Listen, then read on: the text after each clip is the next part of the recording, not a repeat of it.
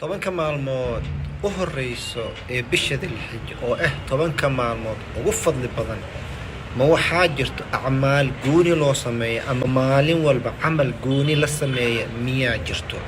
alxamdulilah wasalaatu wasalaamu calaa rasuulilah walaal dasjo almeel adduunkaad ka joogtaan. assalaamu calaykum waraxmatullaahi wabarakaatuhu.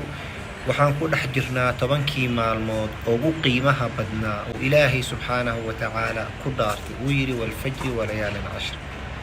nabigeena muxamedne sala allahu calayhi wasalam xadiid saxiixa inoogu sheegay acmaal la sameeyo waqtiga ugu fiican inay tahay tobankaa maalmood.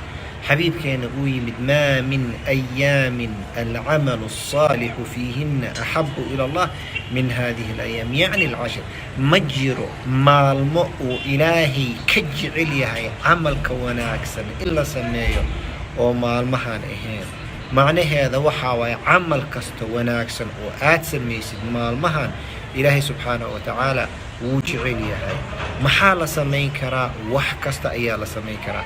saxaabada ayaa nebiga moxamed weydiiyeen sala allahu calayhi wasalam, waxay dhaheen yaa rasuul allah wala aljihaadu fii sabiilillah, camal wanaagsan waxa ugu fiican waxaa tiri maalmahan waa xataa jihaadka la aadaayo maalmahan camalka la sameeya miyaa ka fiican? nebigu wuxuu yidhi haa, ilaa qof baxay naftiisa kaxeeyey xoolihiisana qaaday xoolihiisana meesha kusoo bixiyey asigana meesha kusoo istishhaadaysid waa ogaan kartaa. haddaan kugu soo celi tan ugu fiican oo la samayn kara xaj waa sanadkan, laakiin xaj inuu jirinaa laga yaabaa.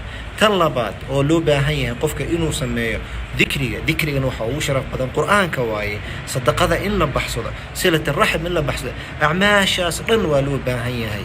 laakiin dhinaca kale waxaa jirto dad walaalo oo khayr jecel oo waxyaalo aan bannaanayn ama waxyaalo aan nebiga ka sugnaanin faafinaayo, waana bidco, waana qalad. haddaan example idin siiyo, waxaa jirta warqada oo la qaybinayo maalmahan oo dadka loo dirdiray. waxaa la leeyahay tobanka maalmood ugu qiimaha badan waa sax.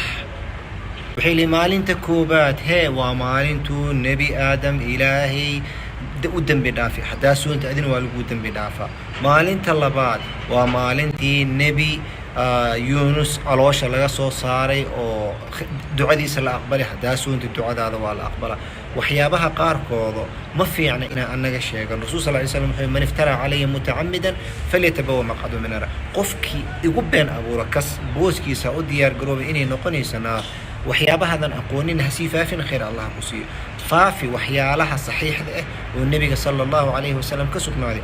sax maalmaha camal wanaagsanaa la sameeya, laakiin ha kala qayqaybin. hadhihi maalinta koowaad waa lagugu dambi dhaafa, maalinta koowaad ducadaada la aqbala. don't say that, laanna nebigaba nooma sheegin.